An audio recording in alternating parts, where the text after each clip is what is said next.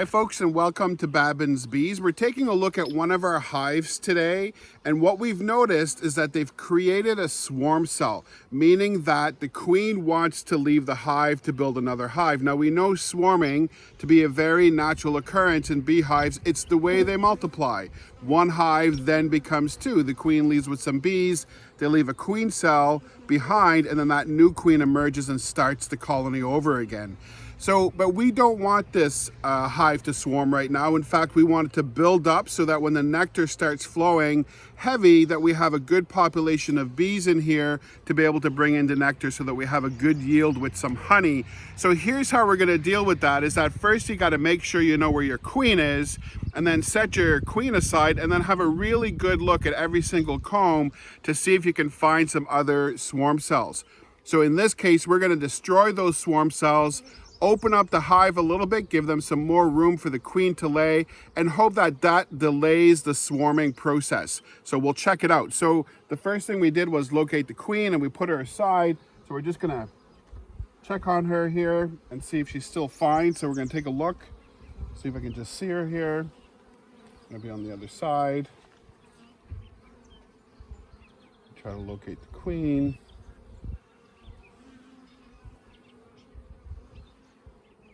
Try to find her here.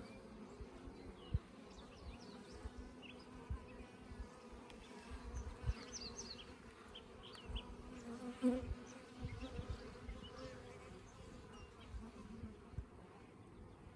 she is. And so we've located our queen on the bar, and she's right there. So right where my finger is, we'll come in nice and close so you can see right there. And so again, we're just gonna set her aside over here. We'll put her, separate her away from the rest of the comb. And what that lets me do is shake some bees off of that comb, because I'm not really looking at the bees, I'm more looking for swarm cells. So we're gonna go through this hive, we're gonna take a look and see what we can find.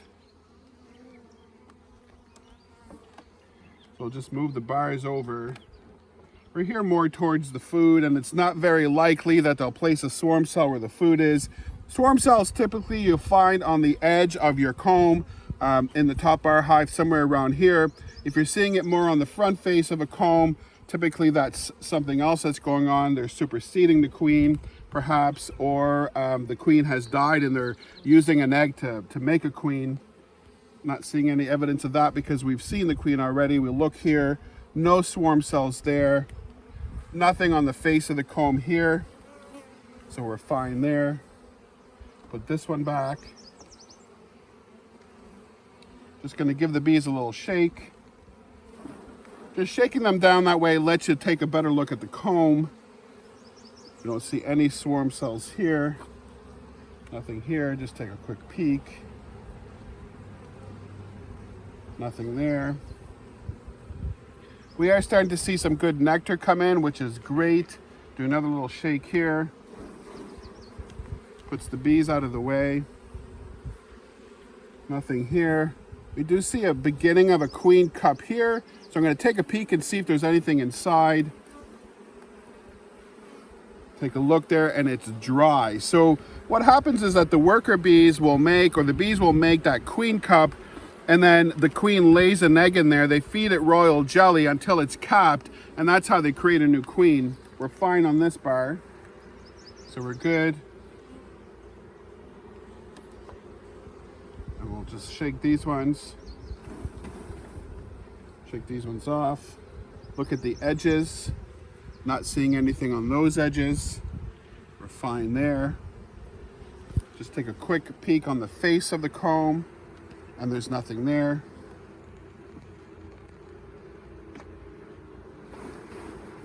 Take this one, and here we go. Here's where we see the swarm cell, which is right here, and you can see it's shaped very differently than any other brood or the other cap cells. It sticks out quite a bit more. Some people say it looks like a peanut, and you can certainly tell that it does. These ones here, though, that are different than these ones that are capped, these ones here, that would be male bees. That would be the drones. They're just bigger, so they need a little bit of a bump out that way to cap them. But this is what we're going to destroy right here. So we're just going to take a quick peek, turn it over. See if there's any more. Not sure if the camera can get inside there to see that there's some white liquid in there. The white liquid, again, is the queen will lay an egg, and then the bees will feed it a very rich, what's called royal jelly.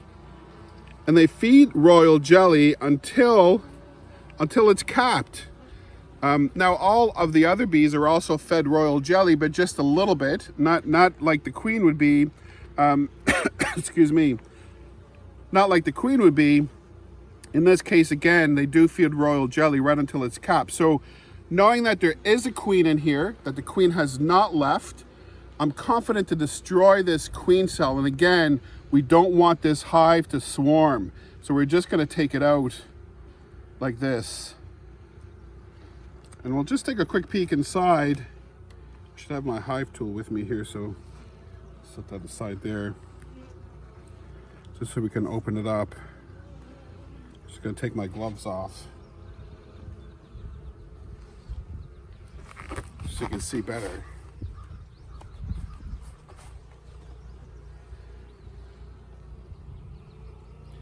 So if you open it up, then you can see that kind of white milky substance. And again, there'd be an egg in there, and the bees would be feeding that egg royal jelly, and again, until it's capped.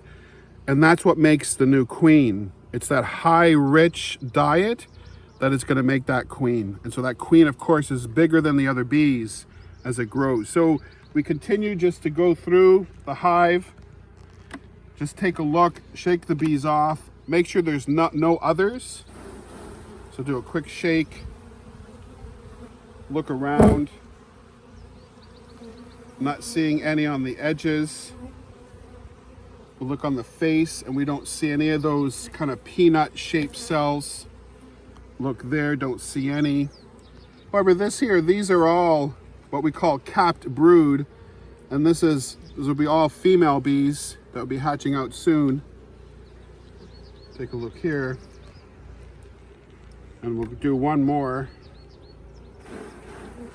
Just quickly look on the edges. And there's nothing there. None there. That's just Bergholm. We're fine. And so that's our attempt at preventing a swarm. What we're going to do is add in some comb that's empty, meaning that the queen has lots and lots of cells to lay in.